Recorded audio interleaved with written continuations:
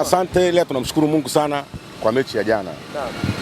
Mechi ya jana ndo mechi ambayo imeenda kuamua kwamba Yanga anaenda kupoteza, ameshapoteza kombe moja rasmi. Yanga alikuwa ameshikilia makombe mawili, NBC pamoja na CRDB. Kwa hiyo kitendo cha Yanga jana kupoteza kombe moja, maana yake inaonyesha kwamba Yanga anarudi kwenye udhaifu. Hagrow tena, anazidi kushuka. Kwa hiyo mechi ya jana Yanga Afrika tukisema ametukimbia sio kweli. Amelazimishwa tukimbie. Amelazimishwa tukimbie na Azam.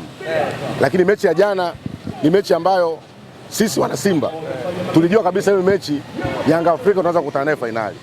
Lakini Azam amekuja amerahisisha kazi kwamba Yanga Afrika ametolewa wakati yeye tulimtegemea tutakutana naye finali. Na hii imetuhuzunisha wana Simba kwa sababu hakuna kipindi ambacho tutapata Yanga mdebwedo kama hii. Yanga mdebwedo ndio hii hapa. Mdebwedo ambayo mtu ikianza kufungwa inaanza kufungwa goli 4, goli 3, goli 2 na kuendelea. Sio umenisoma mpaka hapo. Kwa hiyo sasa kuipata Yanga kama hii tena haiwezekani kwa sababu anaenda kwenye usajili. Kwa hiyo sisi tulitegemea sisi finali ndio mechi ambayo tungeenda kumalizana na Yanga. Kwanza tungempiga za kutosha. Sasa bahati mbaya anaweka escape mapema.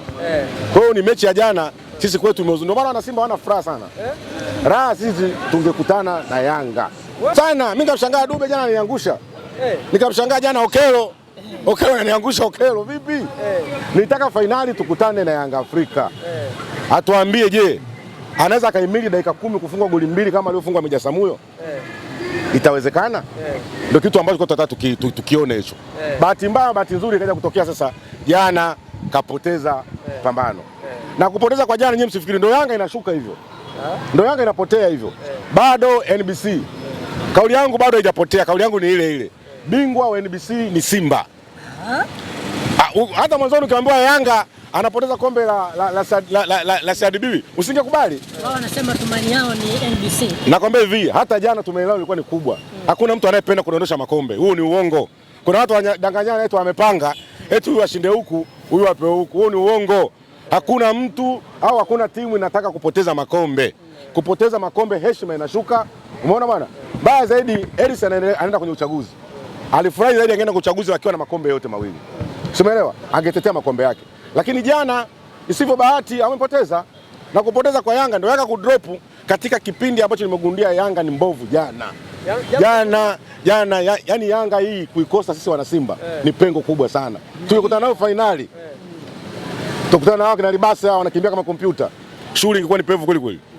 Kwa hiyo sisi tumehuzunika kitendo cha Yanga kutokutana nao finali.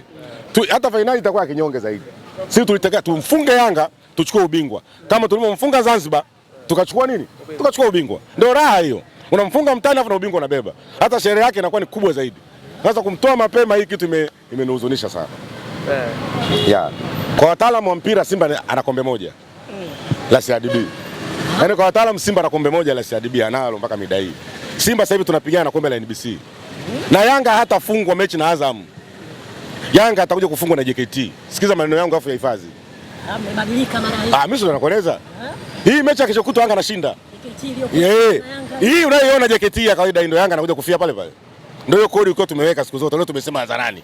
Yanga mechi ambayo itamtoa kwenye njia ni mechi ya JKT. Tena mechi ya mwisho. Wameamua kucheza michezo. Sio tu tukicheza. Mechi na JKT inachezwa Meja Samuyo. Ndio mechi ambayo Yanga atatoka mazima kwenye ubingwa. Kwa hiyo Simba safari anachukua makombe yote. Anachukua NBC, anachukua na CRB. Yana NBC anafungwa na JKT. Mimi sio Azam. Azam kama atamfunga atakuwa tu ametangulia kwa mbele. Katika plani zetu ya kuwepo. Ikitokea Azam kamfunga Yanga itakuwa kwenye plani zetu hakuwepo. Hii plani zenu ziko wapi mfungaji? JKT.